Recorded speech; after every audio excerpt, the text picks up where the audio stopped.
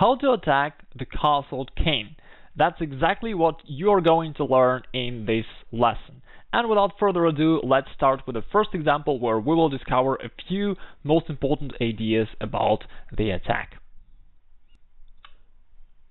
Let's take a look at this position. It is a game between two club players and it is white to play. We can see the opposite side castlings and white starts the pawn assault, which is somewhat a standard idea because just like we need to open up the position to attack the centralized king, we should do the same while trying to attack the king which has already castled.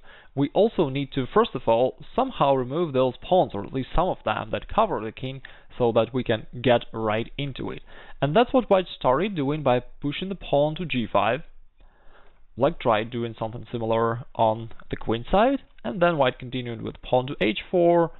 Black replied queen a5, and there comes h5. White just continues his plan, and even though black managed to grab the pawn on d5, it didn't really help because white just opened up the h-file, and now once the h-file is opened, white is ready to start attacking the opponent's king directly, which he did by playing queen to h3. And all of a sudden black resigned because he just realized that there is no way to protect his king, and at the same time the queen is also attacking a bunch of squares and pieces along this diagonal h3 to c8, and therefore there is just no way for black to survive. He resigned. Even though it may seem like a very trivial example of just a pawn assault against opponent's king, there is one thing that I would like to highlight here, which is also a very important thing that a lot of people miss to understand. Let's take a look at the starting position of this example once again. Let me just take those few moves back. Let's think about this. Why is it that the white's attack, started by the move pawn to g5, went out so successfully and so easily? It happened due to the fact that most of the black's pieces are concentrated on the queen side of the board. And therefore, if we focus the attention on the king side, we would notice that the opponent's king has almost no defenders. Maybe only the bishop on e7 is somewhat close to the king and, at least to some extent, maybe controlling some squares around, but that's the only defender. While if you look at the white's position, once he started pushing his pawns forward, we can see that his queen took part in the attack, his rook took part in the attack, and even the other pieces such as knight, it's also standing very close to the king. It can go there very quickly, somewhere close to the opponent's king. And the rook from d2 is also ready. Within just one move it can be transferred somewhere to the queen side along this attack. Which means that, with the exception of the bishop on c1, all of the white's pieces are ready to take part in the assault, while most of the black's pieces are situated on the queen side. And that's an extremely important idea to realize. In order for your attack to be successful, you need to have greater concentration of your pieces against an opponent's king, greater compared to the quantity of defenders. And that is why this attack went out so easily for white. And also, this is exactly the fact that black underestimated. Otherwise, he would start bringing up more reserves. For instance, if black would just, bring at least this bishop closer to the king, and then, transfer it to the g7, then already everything would be just okay with black.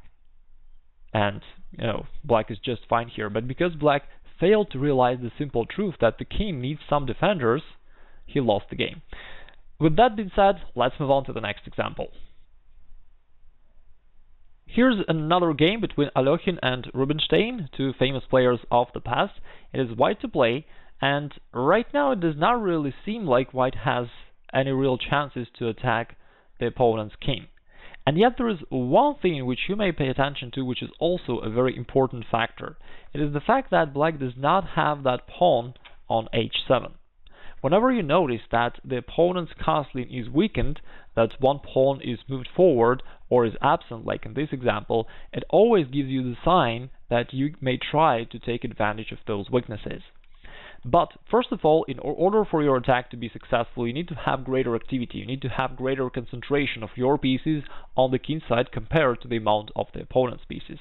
And that's what we should care about first of all. With that being said, white played pawn to g3, trying to kick away that queen from f4. Black noticed that there is also his pawn on b6, which is hanging, and therefore he moved the queen away to protect that pawn, which was probably a wrong decision because he moved the queen too far away from the king side. Anyway, that's what he did, and now white continues bringing more pieces towards opponent's king. He plays knight to g5. We have said earlier that you need to have greater concentration of your pieces on the king side, greater quantity of pieces around the opponent's king compared to the amount of defenders. And that's why you need to bring more and more pieces closer to opponent's king before you can start creating some real threats. This is exactly the idea behind the move knight to g5. In this particular example, surprisingly, this move also creates a straightforward threat. White is threatening to take that pawn on f7. And even though the pawn is protected by the rook from d7, if the rook is moving away, white can grab that another rook on e8. So that's the threat that white created by playing knight to g5, but the main idea was actually just to bring the knight closer to the opponent's king. In order to prevent knight takes f7 from happening, black played rook to d8, and here white found a way to deliver a straightforward checkmate. Well, it's not in one move, but within few moves actually. He played bishop to g6, and the idea of this move is to vacate the square for the queen, where it can be transferred to the king side. Simultaneously, this bishop g6 sacrifice also further blockades the king on h8, because now the black's pawn from g7 cannot move, and so the king on h8 just stuck there, it can't really move. And therefore white can simply play queen e4, and he's just winning because he can bring the queen here to h7 either via the h4 square or perhaps after taking the pawn on g6 and black is defenseless. So that's also a good example of white's attack being successful, and it also seems like everything went so seamlessly for white, and I hope that you can understand why is that so. First of all, once again, you can see the greater concentration of attackers. White has knight and queen in the attack, while black has, well, only bishop on f8, which doesn't do much anyway. And secondly, because of the weaknesses around the black king, in particular due to the fact that there was no pawn on h7. That's another clear sign that you may try to find attacking moves and they may work out. Alright, let's move on to the next example. Here's one more example in the game between grandmasters, I guess, Knaak versus Malic. It is white to play currently, and what do you think about this position? Is there any way for white to attack, or is there even a chance for white to attack, or should white just do something else instead? Well, I would say that in this position there are options actually. White may just continue playing in the center and play something like rook to e1, and that would certainly be a very good alternative. However, there are some signs that the white's attack on the king side may be successful. In particular, it is due to the fact that white has a number of pieces looking towards black's king, and therefore that's already a pretty good assault group that white may use in order to start the attack. The second factor, the second sign, is the fact that the black's pawn is on the h6. Whenever any pawn in opponent's castling is moved or absent, it creates some holes that you can use to penetrate into, or you can use this pawn to sacrifice some piece against it and to destroy the opponent's castling this way. In the particular case, white played bishop b1 using a very typical idea of creating a battery. Along this diagonal, putting the queen in front of the bishop, and there, with the support of the bishop, this queen can penetrate into that weak h7 square, delivering a checkmate simultaneously. Let's see how it went out. Black played queen to d6. Here white played a preparatory move, king h1. Black replied with rook to e8, and here white played queen to d3. Now he is ready to eliminate the knight, first with the bishop and then to jump with his queen forward. The move knight e4 does not work for black to close this diagonal because white can simply play f3. That was the idea of the white's preparatory move, king to h1. He wanted to remove the king from this potential dangerous diagonal. So knight e4 does not work, and otherwise, what else can he do? In fact, black is already defenseless. He played bishop d8, just somehow trying to protect that knight, but it didn't really help. White just eliminated the knight which was defending the h7 square, and now white is ready to penetrate into the opponent's camp and start the straightforward attack of opponent's king. Black played king f8. Here comes the next question. How can white possibly continue his attack? Well, white can give a check to h8, but the king goes away and there is no straightforward continuation. That's why white used another common idea, which we already discussed earlier, the idea that you can destroy the pawn shield around the opponent's king by making a sacrifice. And white took knight takes f7. This combination actually wins by force, because after black recaptures, white can continue chasing the king by playing bishop to g6 check. King goes away, white took the rook, and then he plays queen g8, and there is no way for the black's king to survive. White is ready to attack it with queen and two rooks. Well, notice that black's rook and bishop are still on their initial positions and can't really help. Black played queen f8, there followed rook e1 check. Now again, black's king can't move away because the queen will be lost on f8. Black tried playing bishop e7, but now white made the final sacrifice, which wins the game right away. Can you notice the sacrifice?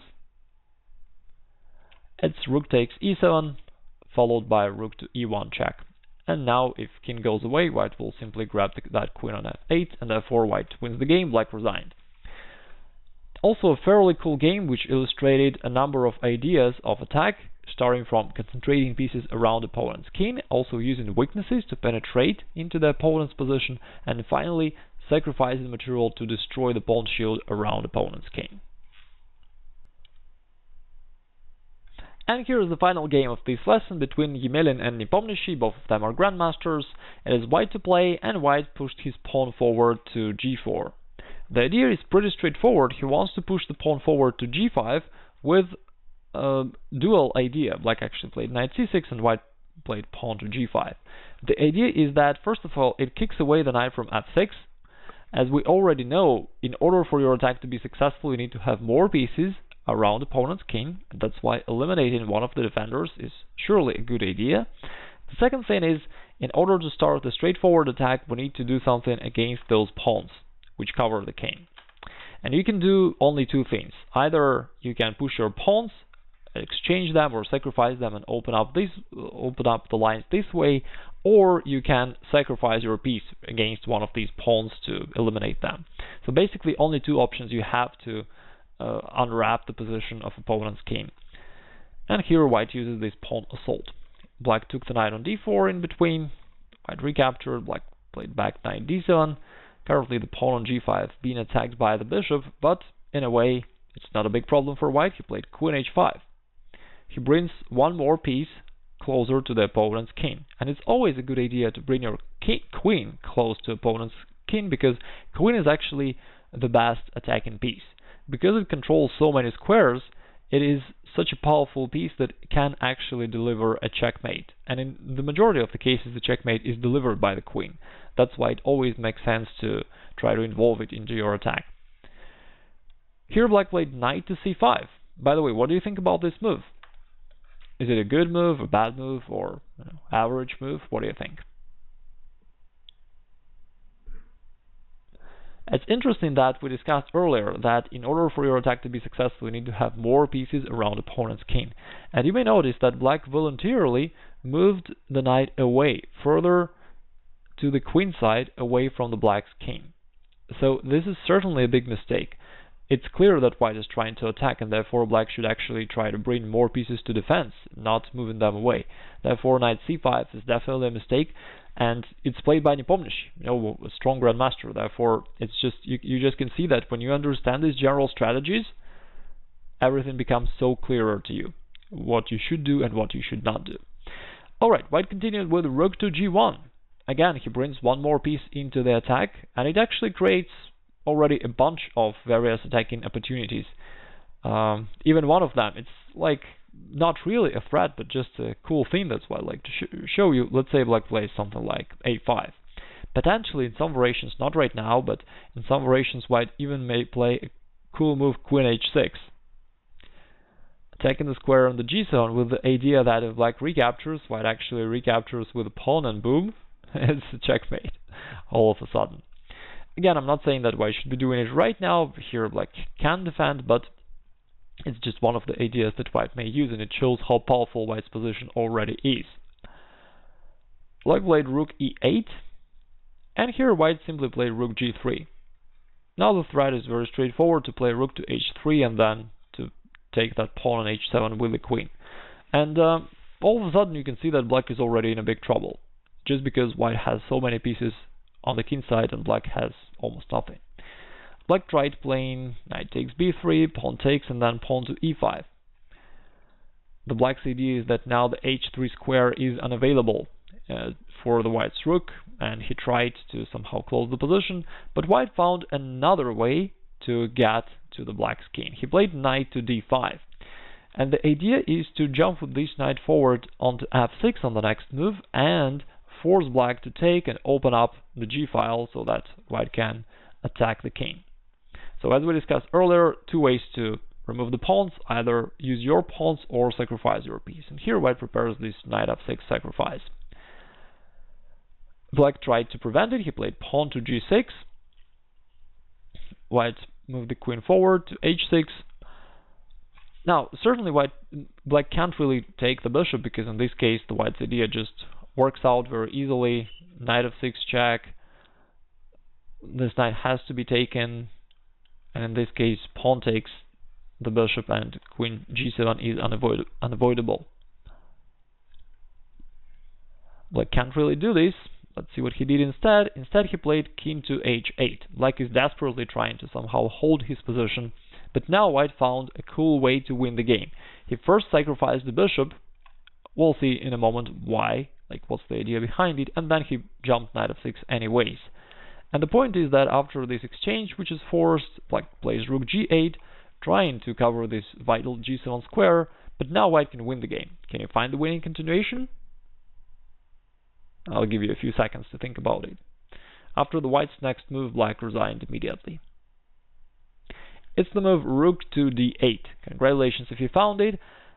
It deflects the rook from g8, and therefore black can't stop queen g7 on the next move, which will be played no matter what. And that's, by the way, was the reason for white to sacrifice the bishop on e5. It just enables open up the d file so that white can play rook d8 at this point. That's been another great game that illustrates basically all the typical ideas of attack of opponents' castling. And I hope that knowing these strategies will now be way clearer for you to know when to start an attack and how can you do this. Again, as always, keep in mind this key idea that you need to have greater concentration of the pieces around opponent's king. You need to have greater activity, and only then your attack will be successful.